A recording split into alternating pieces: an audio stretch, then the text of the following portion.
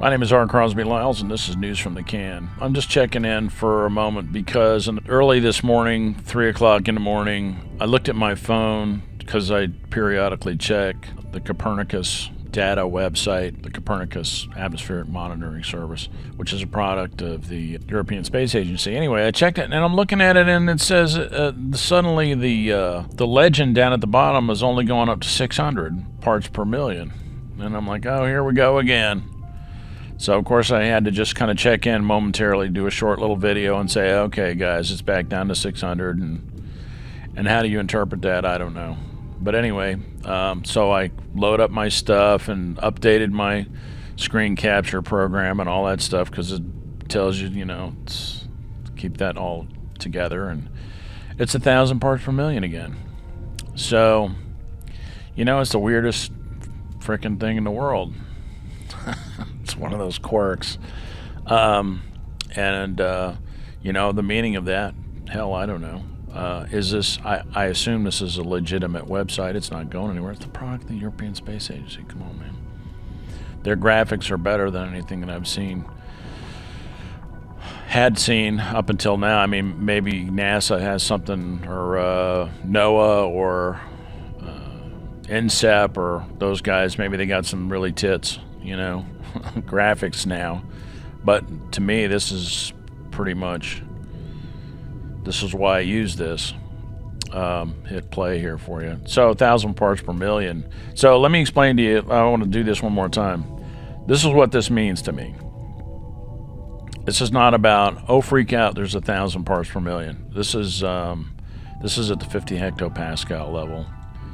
Okay, here's 300 hectopascals, which is a little bit lower. 500 hectopascals. So 50 hectopascals is about 67,000-ish feet. It's a little different between the equator and the poles. 500 hectopascals. And it's kind of clearing up a little bit, which you would expect in the summertime. That's plants. They kind of sort of, they consume carbon dioxide for photosynthesis. And then, of course, they respirate too, so that plants also produce carbon dioxide. So anyway, let's look at the total column. And there was a guy who lives in Canada, and I gotta think, man, he must have money invested in oil sands or something, tar sands. Because they're the ones who really, the tar sands people are the biggest. They've got their tits in a fucking twist the most about carbon dioxide and climate change. And I will reiterate here and now that to me, carbon dioxide is more of a red herring. It's a red herring or a smoke screen, a red herring to allow space for the carbon industry to deregulate sulfur emissions. Because there's sulfur in a certain amount of natural gas and oil and stuff like that, and so they get the sulfur out of there. They have to use certain materials, to extract that sulfur out of there, to clean that stuff out of the fuel so that we don't get acid rain, because the acid rain is a much bigger problem than carbon dioxide. In fact, there's a chicken and the egg issue there, and I've said this is the subject of my channel. There's a little bit of confusion about, so the narrative goes that that sulfur in the stratosphere causes global cooling and methane in the stratosphere causes global warming, and it's my personal contention that is the exact opposite. Here, let me turn this back here. This is a live feed I'm going to turn the sound down on that. Okay, here you go. So it's my personal contention that it's a chicken and egg thing. They talk about the Permian Triassic and that the levels of CO2 and there's a whole narrative about that. Well, at the surface level,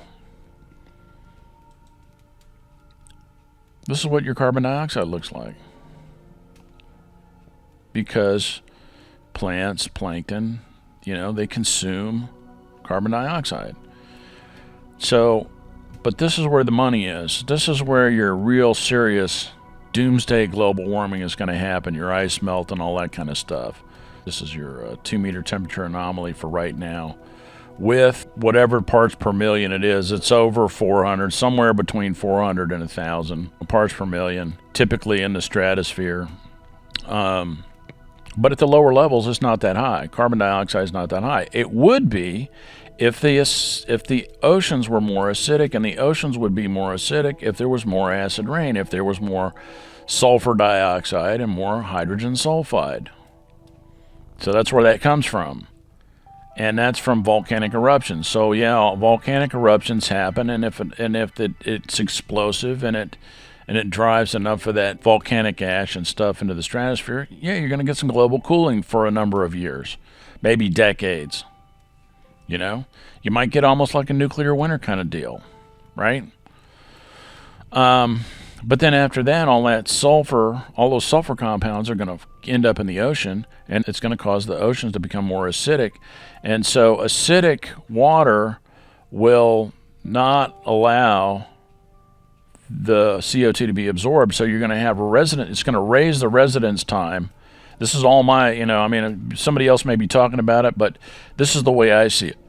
That raises the residence time of the CO2 above the surface of the ocean.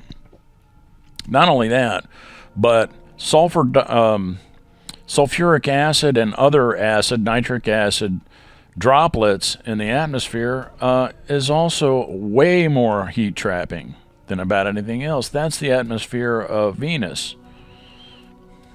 So it's all about the acid. It's about acid rain. So you get on this red herring about carbon dioxide, which, it's important. And as Elon Musk says, and he's really right, it's really true, we're going to run out of the shit sooner or later, so we might as well start moving away from it now.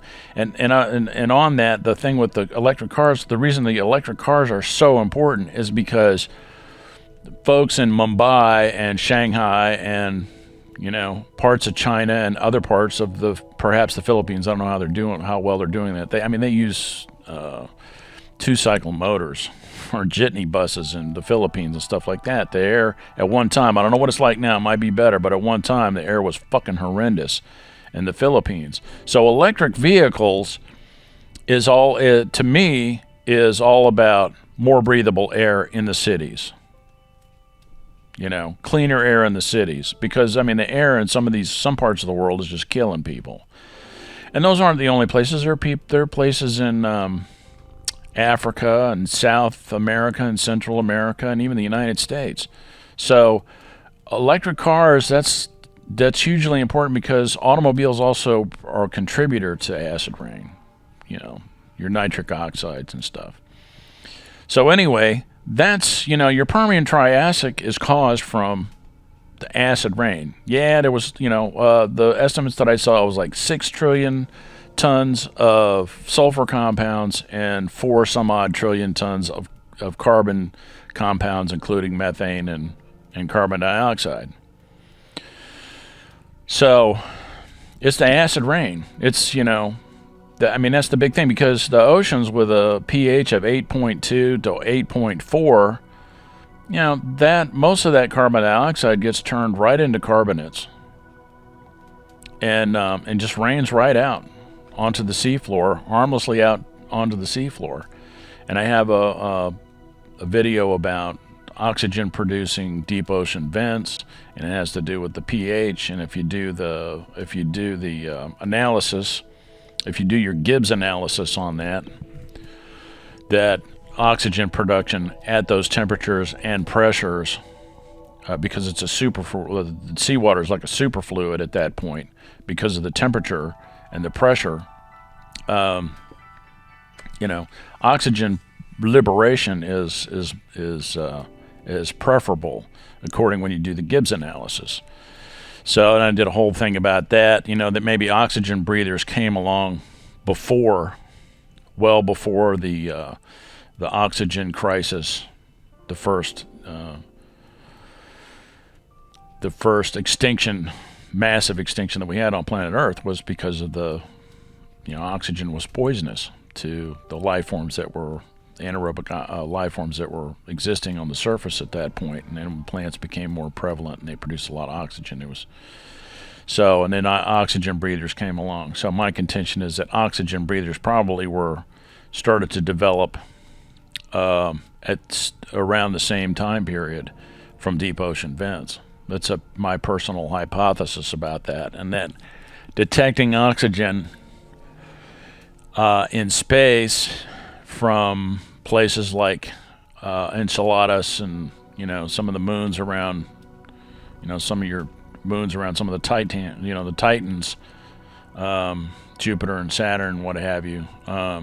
Detecting oxygen coming from those could very well just be from deep ocean vents that are,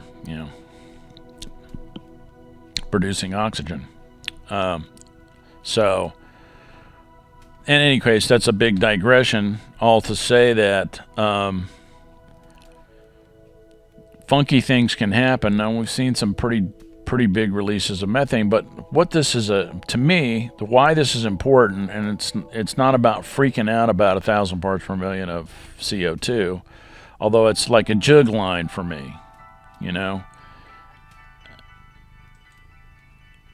The doomsday warming people, I'm saying, well, where's the fucking doomsday? That's my whole point. Okay, there's 1,000 parts per million on your total column, which not quite. It's it changes all the time, and of course this is seasonal too. But this is as bad as I've seen it since I've been doing this. And I'm gonna have to find this person's Margo's Healing Corner. Okay, this is Margo's Healing Corner, and Margo's Healing Corner goes back further than when I started looking. I had no idea this woman was out there, but somebody brought her up. Okay, here we go. Methane, global methane forecast 3 years ago, May 5th, 2018. And pretty much looks, there you go. All right, turn this on.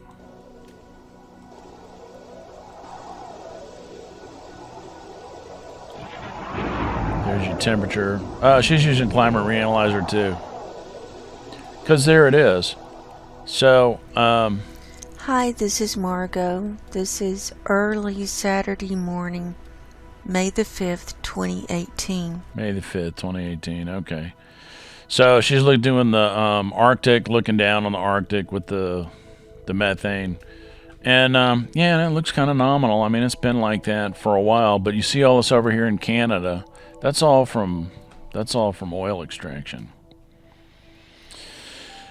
But as I've said previously, many times over, most of the methane most of the methane wafting out comes from rice fields in India and China, has been for 11,000 years.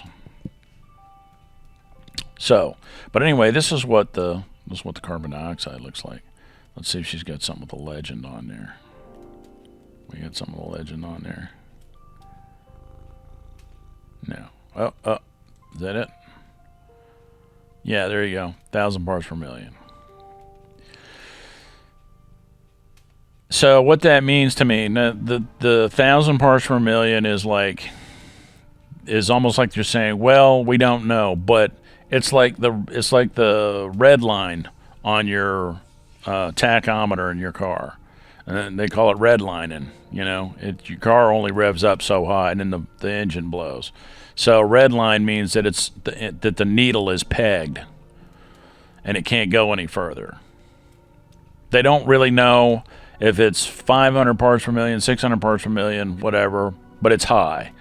So they're saying it's between 418 and 1,000 parts per million.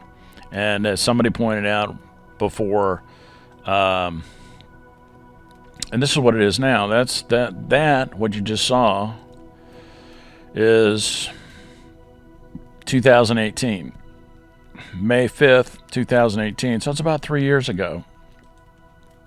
And this is today. Let's see if that's total column. What is that? Can't tell. Copernicus, blah, blah, blah. It's probably total column. So there's that. And here's this. So it's worse. It's worse today. But, you know, there's your anomalous temperature, and the white is nominal. And as you go up from here, surface, doesn't look that bad, right? I mean, it just is what it is. But so anyway, to continue with my point is that this is because plants consume carbon dioxide. And some would argue that we'd been in a kind of a carbon dioxide drought for a while, and the plants are loving it. You know what I mean? Who fucking knows? But you're looking at this, and that's not horrendous. That's not all red, you know. And around this is the death zone, by the way, right where this is Democratic Republic of Congo. There looks fine, you know. Swimming, you know, great. The Congo River, man, it's, you know, they're having a good time. And it doesn't look like it's all that bad. Here's the sea surface temperature. Yeah, it looks like a mixed bag. See this blue hole right here in the North Atlantic between Great Britain and Nova Scotia, just south of Greenland and to the west. You know, that's supposedly a sign that the thermal halide overturning current's shutting down. You know, how long do these things take to do? Yeah, who fucking knows, really? I mean, seriously. So, but my point is that my take on it, and I think where I'm pretty much at with all this bullshit is now, is like the carbon dioxide stuff is all about selling things, wind turbines and solar panels and electric cars, which is fine. Electric cars, man, I'm telling you, it's great. And you know what? The thing with the solar grid and everybody having their own solar panels and the grid being tied into the grid with a smart thing and using your car as a battery for your house and all that stuff, that's pretty cool. You know, I mean, that's a game changer. It is. It's a game changer. The only caveat there is with if we end up with a lot of volcanic activity, is that will smoke your solar panels. You know, volcanic ash is like industrial abrasive. Having that on your solar panels or anywhere else, it's going to eat them up. So that's something to pay attention to. You know, nuclear power. I mean, that's the obvious. I mean, that's the carbon zero. Nuclear power is carbon zero, but doing it smartly. I mean, everything has to be managed.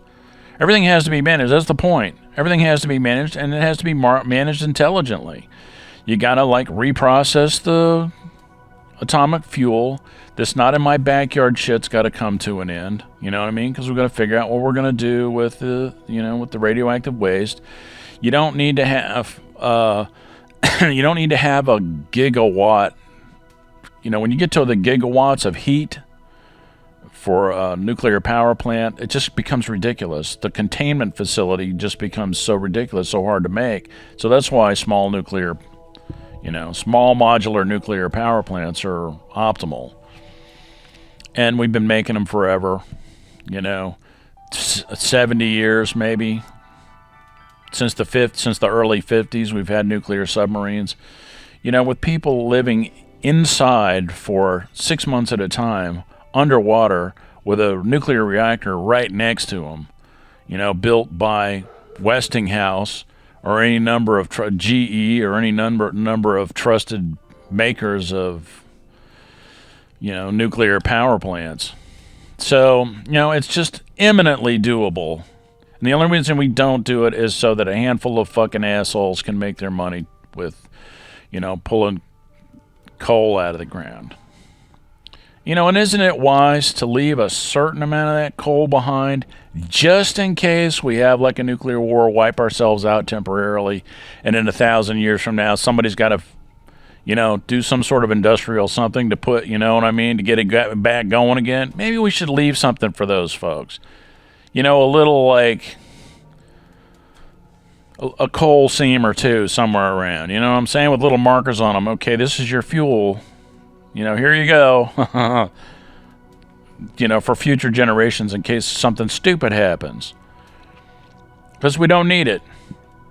We figured out how to get past it. Let's leave that. Then let's have a strategic, long-term strategic coal reserve worldwide in different places and pay for it. You know what I mean? Let's subsidize. If we can subsidize everything else, yeah, let's subsidize the coal people to leave the coal in the fucking ground. Because coal is the nastiest goddamn shit you could ever burn in the fucking universe. Come on, man. It's got so much bullshit in it. It's carbon. It sucks up everything. There's thallium in there and mercury in there and lead and all kinds of shit. So yeah, there's clean coal, but then you got to do something. Then you got this nasty ass coal ash pond you got to deal with. It's terrible. So, and that's all. I mean, it's not really, whatever. Do what you want to do, people. Do it how you want to do it. You know what I'm saying? Burning coal to make solar panels is, that kind of dumb too. You know what I mean? It just is. So we can move away from that. If we can figure something out with that, that would be great. But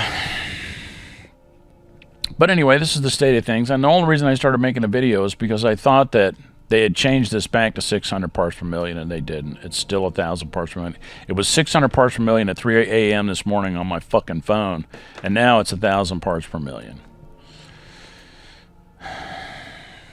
That's entertainment. So there it is. Okay, here real quick. This is... All right, so here's your... Let me move this over here. Here's your anomalous high temperatures. You got some up here, and this is the thing now. Up in the, the polar amplification is a thing, and you're going to get more methane released from that. And the methane goes right for the stratosphere, and that's where you get a lot of this. That's where you get a lot of the carbon dioxide way up in the stratosphere. Okay, there's your surface. Here's your 850 hectopascals. There you go. 850 hectopascals. A little bit more, right? So 500 hectopascals, right where your rain is starting. It's probably around where the tropopause is, more or less. And this is actually kind of sort of moderated. This is all red last month. So this is, summertime. It's going to come out in the precipitation. It's... Carbon dioxide just loves water, It releases a proton like 3 times, and make sure your carbonic acid. So that's 300 hectopascals, a little bit less. 50 hectopascals wrapped right around the equator. You look at the equator. Okay, there's your. This is seasonal, by the way. This band right here was blue a few months ago. It's more than seasonal. It's you have some biennial, every 2 years, and then every 10 years, changes with it just changes, and for many different reasons. But this strip right here, sometimes it's anomalously cool, and sometimes it's anomalously warm right here along the equator, right in the right off the the coast of Ecuador. So where was I? Yeah. So let's see here. This 2-meter temperature anomaly. And you'll see that the temperature is nominal. White is nominal. In July, if you look back, temperature around the North Pole has been nominal every year for the past 40 years in July. Most of your temperature records are set right around the summer solstice. That's when most of your high temperature are set. And this is a lot of this stuff, like where Death Valley has a similarity to where there's a a massive valley here in Pakistan, between Pakistan and Afghanistan, or Pakistan and Iran, where they get a lot of high temperature settings, and that's all geographic. It has to do with the wind, the flow of the winds near the Tropic of Cancer, and stuff, and the fact that you've got an ocean or a body of water on the south side, and the valley runs north or east and west, and so it is what it is. But you also, this is some anomalously cool temperatures here, and so people they're just looking at this, and the whole snowflake thing is causing a problem. Sky News is just having a field day with that shit. Every time it snows, Sky News has got something to say about Al Gore and the fucking snowflake. Dude. I like Al Gore. I wish he could really, step out and figure out how to clean that up, because that just is it's a shit stain in his fucking underwear, and it just, god damn it. I like Al Gore too, I do, and I like Elon Musk too. Although, I'll tell you the thing with Elon Musk, and I'm digressing here, but before I get into that, this red spot here, this is precipitable water. So this is humidity. This blue here means that the precipitable water, the humidity is elevated there. So elevated humidity,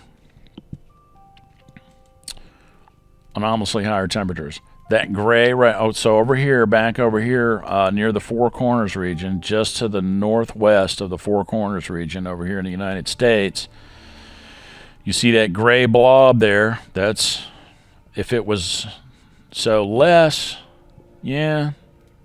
Well, that is interesting, isn't it? It's kind of hard to tell if that's a gray blob or a blue blob. It might be blue. It's a little hard to tell there. If it was gray, it would be low humidity. But I think that humidity there might be a little elevated, because when you look at the fucking there's your anomalously warmer temperatures. So, but when you start talking about rain cools things off. So there's your 2 meter temperature anomaly. Here's your rain.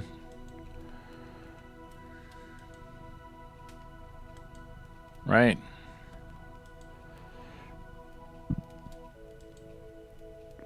Kind of a little cooler blob right there. Here, wait. There's your rain. So there's your rain. Okay. Yeah. All right. Looks like there's a cool something coming down there. Oh, that's interesting. Okay. It's not raining over here and right near Egypt. But the humidity's lower. Yeah.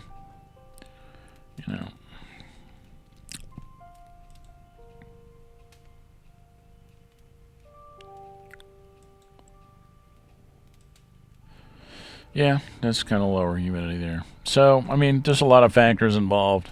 But generally, higher temperature, you get a little elevated humidity and stuff like that. And that's it. That's what they say. It drives up the humidity, but it's the doomsday shit. 12 years. Is it 12 years after 2009? Is when some folks, I don't necessarily want to bring them up, and but it was coming out of, like, news broke out of Russia that the scientists were saying that humanity was going to be extinct in 9 years, and that was over 9 years ago. That was back in 2012, maybe? Yeah, 2012. So, yeah, we didn't die out yet. And, we're primed for some kind of shit to hit the fan or another. We got plenty of storms out there. And it's there. I mean, that band of CO2 is there. The meaning of which, because there was a guy that left some comments and about, the heat trapping thing, and greenhouse gas in the stratosphere causes global cooling. It's a function of statistics. And that's what you see. Pretty much. A moderation. So acid rain is more of a problem because it allows, if you fuck around and cause the pH of the oceans to drop below a certain point, which you gotta like put a lot of crap in there. You gotta put a lot of sulfur and nitrogen compounds in there in order to lower that pH that much. Then you're going to increase the residence. One thing you're going to do with acid rain is you're going to kill off all the flora and fauna. See, and then you don't have the absorption from the flora and fauna, or from the flora, right? But also because of the pH of the water itself, the residence, that to me, this is just my opinion, that raises the residence time of CO2 and other stuff over the surface of the water. And then you have spray and stuff. If that spray is acidic, then it's going to trap more heat. Your water particles, your cloud droplets, if your cloud droplets are super acidic, if it's sulfuric acid, rain droplets, that's going to trap more heat. So that's the key thing right there. And I don't do doomsday. This is all really, it's kind of sort of, my channel is sort of it's all about rapid onset glacial period, or the probability or possibility thereof, in which case most people on Earth probably don't have that much to worry about. But if you live in Canada or Siberia, that could suck. Or Europe, that could suck. So anyway, and I'm just making this video just to point out that my phone suddenly went to 600 parts per million, and it's been a subject of conversation. I try to stay on top of that stuff to be real with it, because I'm not trying to hide anything.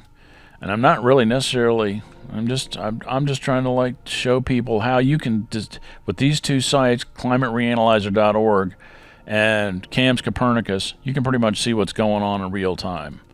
Go to the 2-meter temperature anomaly and look at any level of carbon dioxide you want. Bada boom, ching bang. There's the carbon dioxide.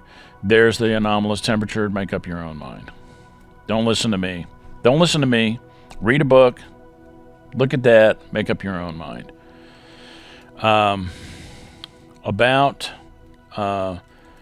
real quick about the Elon Musk thing, as I've said in a previous video, I'm an admirer. I like the stuff. I like the things that he says, and stuff like that. Here's the thing with Elon Musk, and the thing that a lot of people really won't discuss openly, and I discuss it. My channel is small; it stays small. You know what I mean? I don't get that much support, so it's really sort of a vehicle for people like Elon Musk to sort of maybe listen to, because I'm going to be honest, I'm going to tell the dude straight up what's really up. One of the richest people in the world, when you act a little, and it says in some material that I look at, looking at technical analysis and trades and stuff. There's technical analysis for dummies, by the way. This is Barbara Rockefeller. This is a pretty good book. That's just to sort of get a lay of the land type of thing.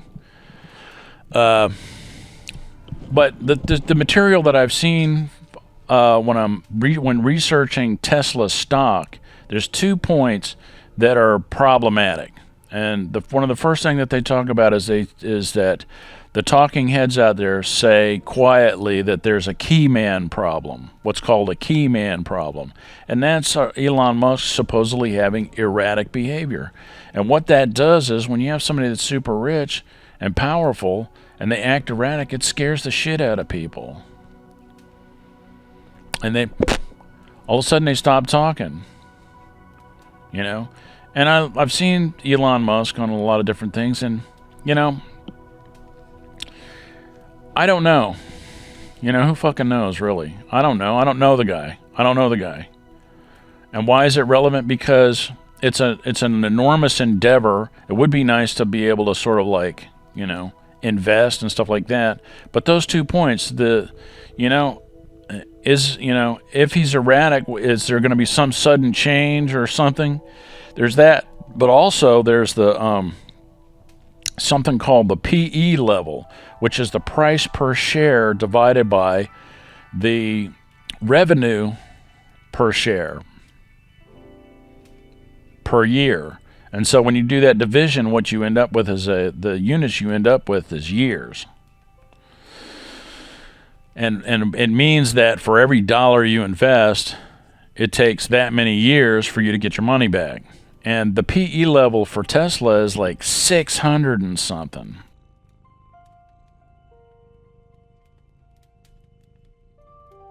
Dig it up somewhere. But anyway, the PE level's like 600 something. And I'm like, dude, when it's usually, the PE level for the S&P 500 was like 143 in 2009. At the peak of the collapse, of the 2008 collapse. So that means that the price per share divided by earnings per share was 143. So it would take 143 years for you to earn your money back for every dollar you spent. That's how long it would take for you to get your money back, type of thing. It was a huge spike. You can see it in 2009. If you look up P/E, the PE level, you know. So a PE level of 600 is, you're like, wow, that's kind of intense. However, there's a reason for that, and because they're like threading a needle there. So it's like it's not bad news necessarily, but it's just because they built a lot of plants and they're not all completely up to capacity. And these are huge fucking plants. I mean, the one that's near Berlin, you know, and they're shaking them down really too. The Germans are kind of shaking them down with the environmental impact stuff. You know, somebody wants a little, I don't know that, but you know what I'm saying? It's like, dude, really? Come on, man. Yeah, it looks like a little bit of a shakedown there, but I'm just saying. He's, the guy, I mean, it's Tesla, right? But anyway, their capacity, their plant capacity, their worldwide plant capacity is once everything gets up and running, is going to be fucking stunning. They're going to be able to produce a lot of cars, And the other, the thing with electric cars is like, electric cars are like streaming movies. 15 or 20 years ago or something, 15 years ago, whenever streaming really started hitting big time. Because, the first time I ever streamed a movie, I said, where are all our fucking videotapes so I can throw them all in the fucking garbage? Oh, wow, you don't have to rewind? You don't have to fuck with anything. You don't have to put the CD-ROM in there and all that bullshit, the DVD or whatever. There's just a whole chain of custody that you just don't have to worry about anymore. You can just scan through and see what you want to watch with the remote in your hand. Click it and watch it. It's like after that, it's a wrap.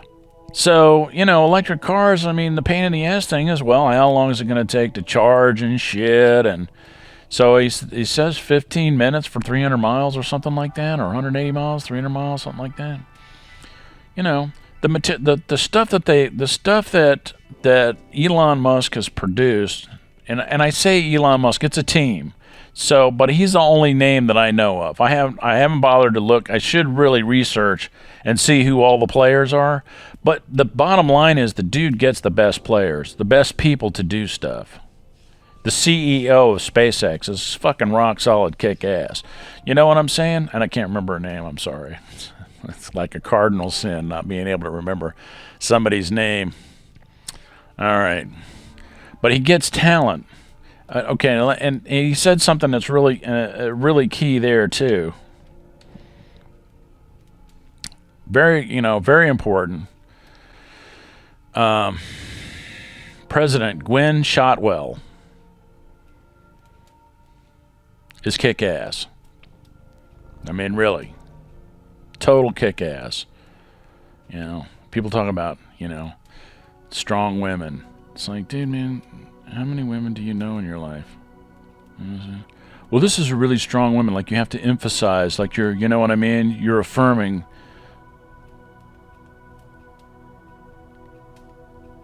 And, there's a guy I know, and it's virtue signaling.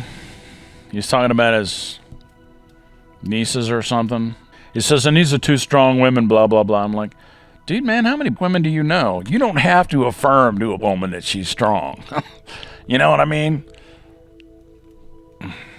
Typically. I mean, maybe you do, because we're all human beings, and we're all, unique and stuff. There's not, that's doing a preconceived judgment based on anybody's. So we don't want to do that, but I'm like, just as a matter of experience, like, how many women have you known, bro? I don't know a whole lot of. I mean, I'm sure there's some women out there that might think of themselves as weak or something, but I don't really know many women that are not fucking, that won't kick your ass. They won't just straight up kick your ass. And women in general, I mean, is that really a thing? I don't think so. Virtue signaling. So, anyway, dude's got a team, and he says he would rather, that the biggest mistake that he's ever made is hiring people based on talent rather than personality. And it's like, yeah, I mean, and word up to smart people out there, if you're a fucking genius, keep it to yourself. It's not really a hiring point. Geniuses are a pain in the fucking ass. They want creative autonomy, you know what I mean? And they're gonna fucking probably steal from you, and, geniuses are a pain in the ass. You really want people who sort of like keep their head down, do their shit, and they don't really, they don't fuck with your business. I mean, that's just reality. Geniuses are a fucking pain in the ass.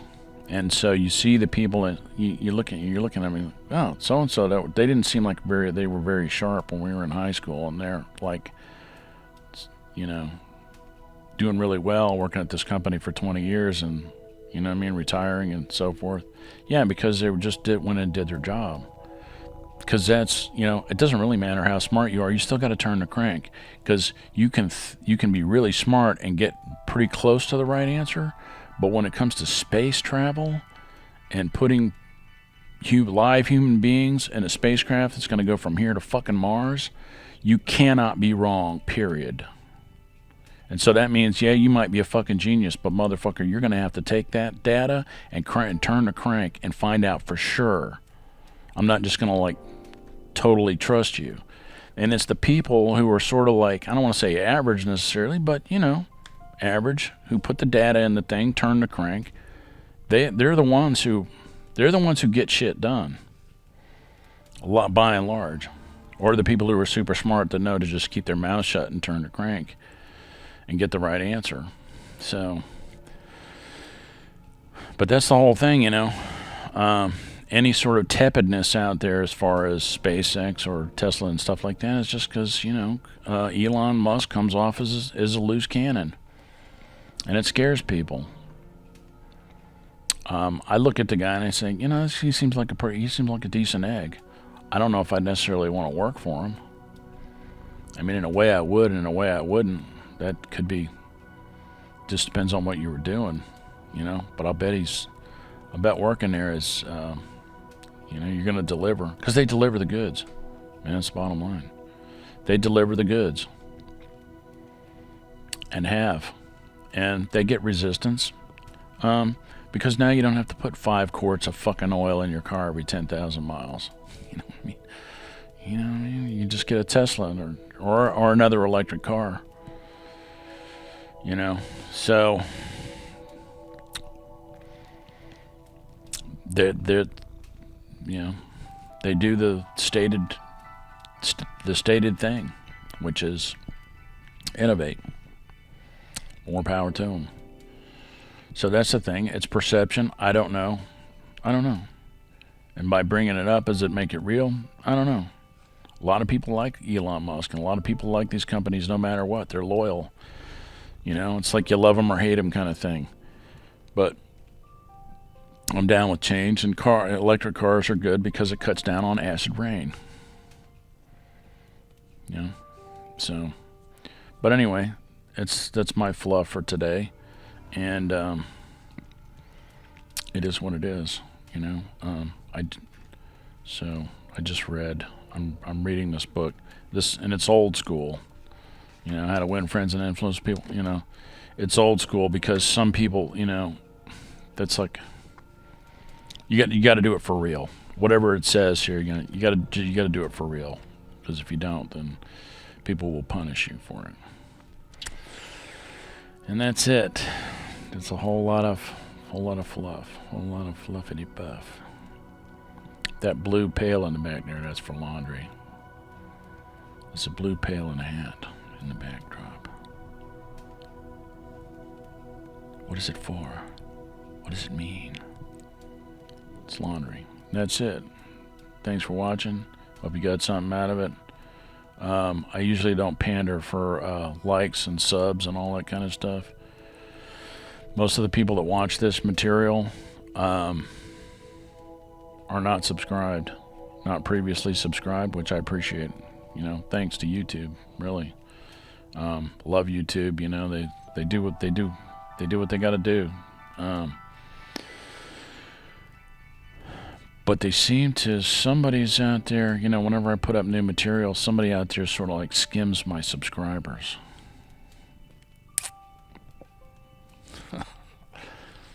Because it's all, you know, public relations. You got your public relations goons out there doing their public, you know, they want to elevate certain things and, you know, make some things bigger and some things smaller. So somebody out there wants to make whatever I'm doing a little bit smaller. Might be a little inconvenient. That's okay. I can be small. I'm really only, by the way I look at it, I'm talking to a small number of people anyway. There's only a few people out there that I've showed some of this material to family members before, and they're like, what's all that lava lamp stuff? They're looking at the CO2, and they're like, what's all that lava lamp stuff? You know?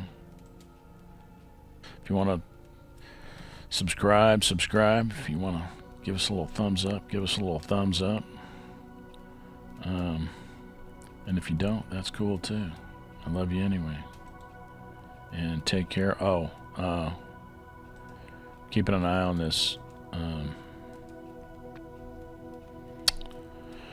volcanic activity going on in Iceland, and it's like, you know, looks pretty freaky. That's volume. The volume of magma coming out of this thing is pretty ridiculous, and it's kind of sort of like, you know, it's a little scary until you realize that this is, how old is this? 8 years ago, some shit like that. January 24th, 2013.